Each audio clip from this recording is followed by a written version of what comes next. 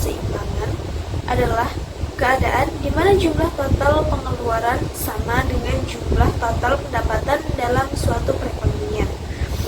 Mengukur stabilitas ekonomi melalui interaksi antara berbagai sektor ekonomi.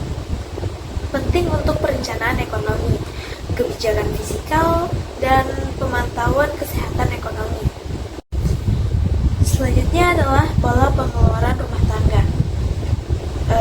Rumah tangga konsumsi. Rumah tangga berperan sebagai konsumen utama barang dan jasa yang dihasilkan perusahaan. Kedua, menggunakan pendapatan untuk kebutuhan primer, makanan, pakaian, tempat tinggal, dan sekunder, hiburan, dan rekreasi. Selanjutnya adalah tabungan. Sebagai pendapatan rumah tangga disimpan di lembaga keuangan sebagai tabungan untuk masa depan atau kebutuhan darurat.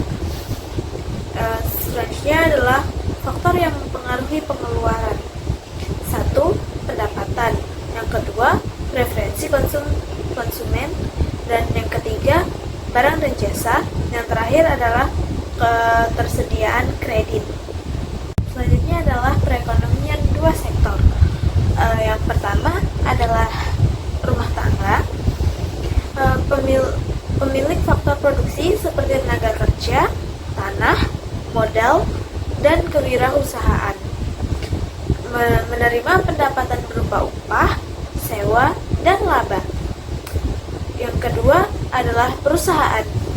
Produsen barang dan jasa menggunakan faktor produksi dari rumah tangga. Yang kedua, membayar rumah tangga sebagai imbalan atas penggunaan faktor produksi. Interaksi. Rumah tangga memberikan faktor produksi kepada perusahaan. Perusahaan menghasilkan barang atau jasa yang dikonsumsi oleh rumah tangga. Keseimbangan ekonomi. Pendapatan nasional sama dengan pengeluaran nasional. Rumus Y sama dengan C plus S. Y adalah pendapatan nasional, C adalah konsumsi, dan S adalah tabungan. Selanjutnya adalah model diagram dua sektor. Dalam model diagram dua sektor, ada yang namanya alur perekonomian dua sektor. Yang pertama, ada faktor produksi. Rumah tangga menyediakan tenaga kerja, modal, dan sumber daya lainnya kepada perusahaan. Yang kedua adalah pendapatan. Perusahaan membayar pendapatan berupa gaji, bunga, sewa, dan laba. Yang selanjutnya adalah barang dan jasa.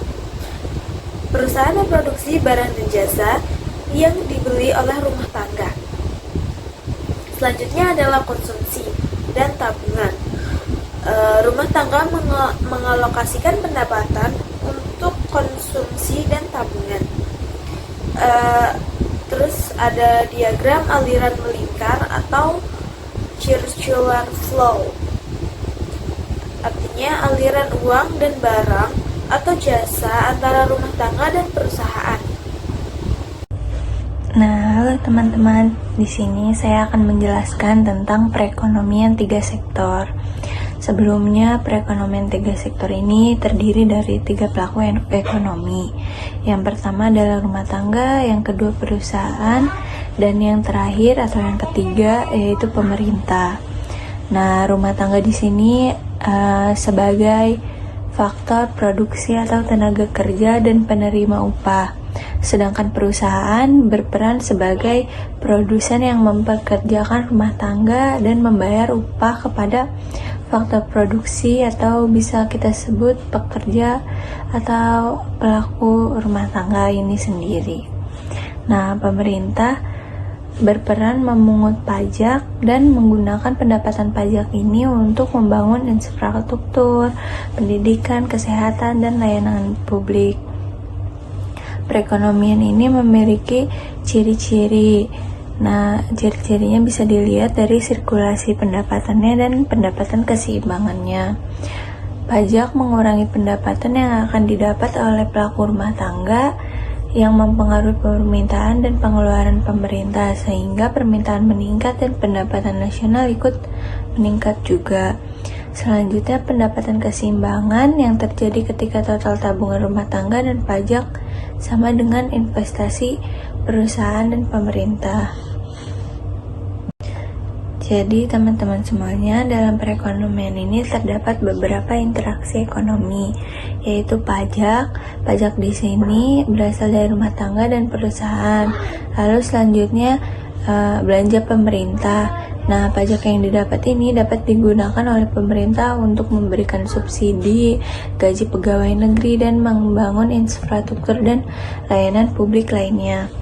Nah, dengan membayar pajak, negara dapat mengurangi pendapatan disposable. Sebagai gantinya, pajak digunakan untuk mensejahterakan masyarakat.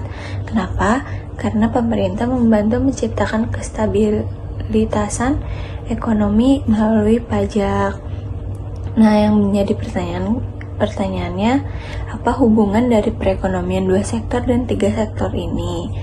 Yang pertama adalah pengembangan sistem yang menambahkan peran pemerintah yang menciptakan aliran baru.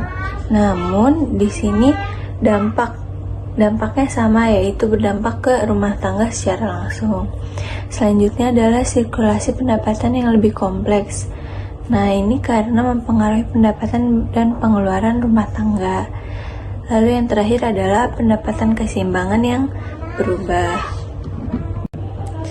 Dalam perekonomian 3 sektor ini, model diagramnya adalah melingkar, hanya menambahkan pemerintah sebagai penerima pajak dan penyedia layanan publik.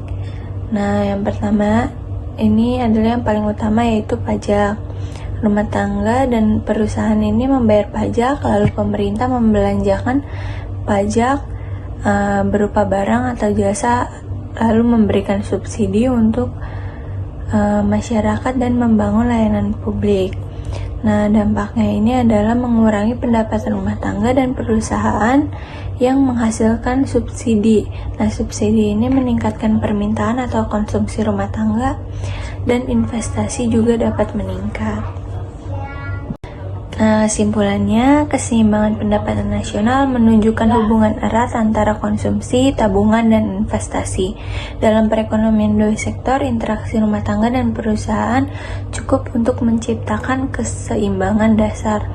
Namun dalam perekonomian 3 sektor, pajak dan pengeluaran pemerintah menambahkan dimensi baru dan analisis keseimbangan.